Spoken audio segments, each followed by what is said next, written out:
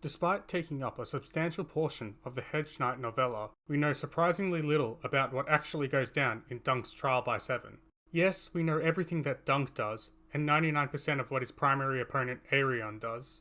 But because Dunk spends most of the fight being knocked about by Aerion, he barely takes any note of what is happening with the other combatants. So join me today as I go through the Hedge Knight and try to piece together exactly what happened during Dunk's trial. First things first, let's start with the facts that we know for certain. We know everything Dunk did as we follow his POV, so I won't spend too much time on him. The same goes for Aerion, as we only have a few seconds unaccounted for, so I'll assume that he spends the entire trial fighting Dunk unless the fight doesn't make sense otherwise. Now, on to the other 12 combatants. The information for each combatant is given at 4 times. Their plan, when Dunk looks up after the charge, when Dunk looks up at the end, and the information at the aftermath. What we know about each combatant is as follows. Baelor Targaryen. He wanted to fight the members of the Kingsguard, was positioned to the right of Dunk before the charge, rode ahead of Dunk in the first charge. His lance was unbroken after the first charge. He knocked a Kingsguard down after the first charge. He fought 3 Kingsguard and Maekar and no one else. At the end of the trial, he was fighting Maekar by himself, then later with the help of Lionel. He died from a mace strike to the head, said to be from Maekar. Lionel Baratheon was positioned to the left of Dunk before the charge, was fighting Maekar at the end of the trial. Raymond Fossaway was fighting Stefan at the end of the trial. Humphrey Beesbury died in the first charge. Humphrey Harding, he was badly wounded in the first charge. He died of his wounds after the trial. Robin Risling, he knocked Daeron off his horse in the first charge. He then went on to fight a Kingsguard. And as for the accusers, Daeron Targaryen, he was knocked off his horse in the first charge. Then he lay in the mud until the fight was over. Maekar Targaryen, he was knocked off his horse in the first charge, was held off by Baelor trying to get to Aerion. He also fought Lionel as well at the end of the trial. Stefan Fossaway, he fought Raymond at the end of the trial. And the 3 Kingsguard are not differentiable, so I'll just treat Willem Wild, Donald of Duskendale, and Roland Craighill as a block. What we know is, only one was knocked off his horse in the first charge, another was knocked off his horse just after the first charge by Baelor, the third was fighting Robin Risling after the first charge. At the end of the trial, 1 Kingsguard was carrying the second Kingsguard off while the third was down. So this is everything we know for sure about the trial. I can next tabulate these facts into a timeline. Now we have to try to piece together the rest of the fight. Let's work our way through, starting with the first charge.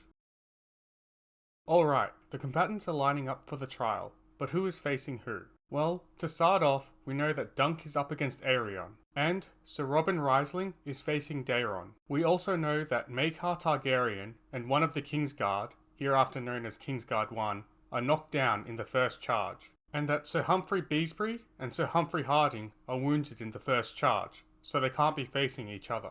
With all that, let's see if we can make some deductions about the rest of the lineup. We'll start by looking at the Humphreys. Between the 2 of them, we know that at least one of them must face a Kingsguard, and the other must face either a Kingsguard or Stefan Fossaway. So let's look at the possibility that one of the Humphreys was up against Stefan. That would mean that the other was up against the Kingsguard, which leaves a problem, because that means either the former squire, Raymond Fossaway, either defeated a Kingsguard or the legendary Maekar Targaryen in a joust, or he lost his joust and was somehow not wounded enough by it to be able to match Stefan Fossaway at the end of the trial, a man who was already shown to be a better fighter than him on a good day. On top of that, the Fossaway cousins are 2 of the knights that Dunk doesn't see when he looks around for the first time, which implies that they're already fighting each other on the far end of the field. For these reasons, I would put them together to face one another and have each of the Humphreys face the Kingsguard.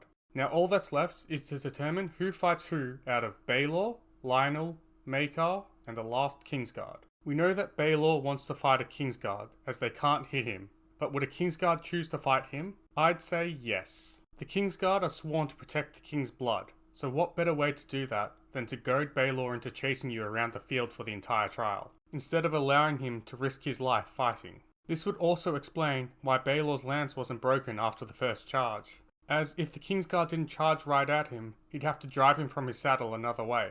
This is why I've put Baelor up against the first Kingsguard and Lionel up against Maekar.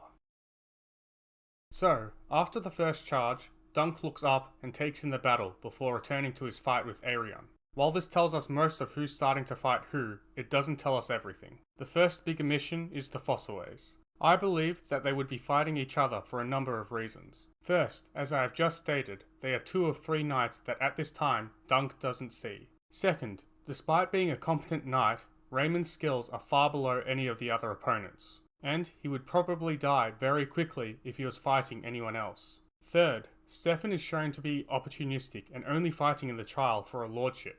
It seems that he'll get his lordship for betraying Dunk rather than any prowess in the trial. That being the case, he would take the safe option and sit on the peripheries, fighting his cousin so that he won't have to fight any dangerous opponents. Fourth, Stefan is shown to take steps to keep his cousin safe. I think that he would also want Raymond to fight him so he wouldn't get hurt, which is why I've put the 2 Fossways fighting each other for the entire trial. So now we have 4 knights left unaccounted for. The obvious next person to look at is Lionel Baratheon. We have determined that he was the knight that knocked Maekar down, so we would follow that up by fighting him, right?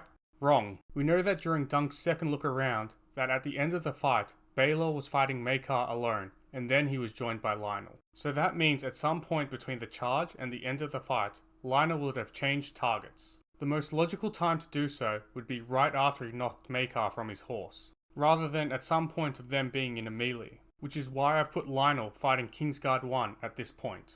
Now, on to Maekar. Who Maekar fights directly after the charge turned out to be the hardest part of the fight to account for. But I've managed to come up with 2 possibilities. Possibility 1. While Humphrey Harding was badly wounded in the first charge, he still had enough fight left in him to take on Maekar for a little bit, before being overcome by his injuries, especially if he is forced from his horse onto his broken leg. Possibility 2. We know that at the end of the fight, Maekar is fighting towards Aerion to try and protect him from Dunk. It would make sense that at the start of the fight, when his firstborn Daeron is knocked from his horse and is lying motionless on the ground, that he would rush to his side to see if he is alright. After seeing that he is alright, but out of the fight, then Maekar would resume fighting. I'm leaning towards the second possibility, but I've been going back and forth between the 2, so I've kept them both in.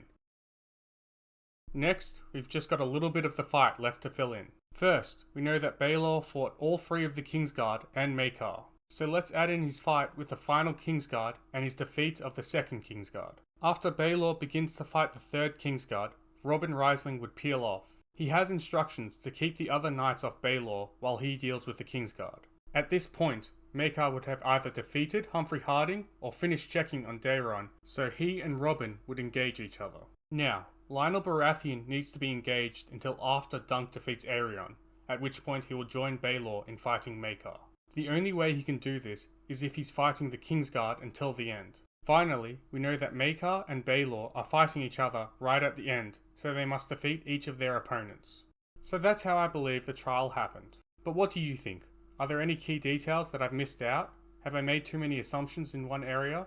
Let me know what you think in the comments below. Until next time, bye.